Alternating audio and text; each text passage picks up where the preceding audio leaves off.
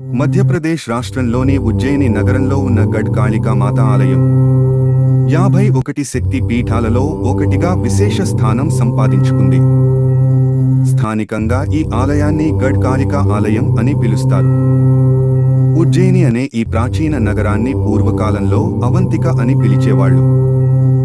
ఈ ప్రాచీన నగరం సప్తమోక్షపురులలో ఒకటి. అంటే మోక్షం పొందడానికి అత్యంత పవిత్రమైన 7 నగరాలలో ఉజ్జయిని కూడా ఒకటి. చరిత్ర ప్రకారం ఈ ఆలయం మహాభారత కాలం నాటిదని పేర్కొంటారు. క్రమంగా కాలం గడిచిన 7వ శతాబ్దంలో హర్షవర్ధనుడు అనే రాజు ఈ ఆలయాన్ని పునర్నిర్మించాడని చరిత్రలో చెప్పడం జరిగింది. మహాకవి కాళిదాసును అనుగ్రహించిన అమ్మవారిగా భక్తులు ఈ అమ్మవారిని పూజిస్తారు.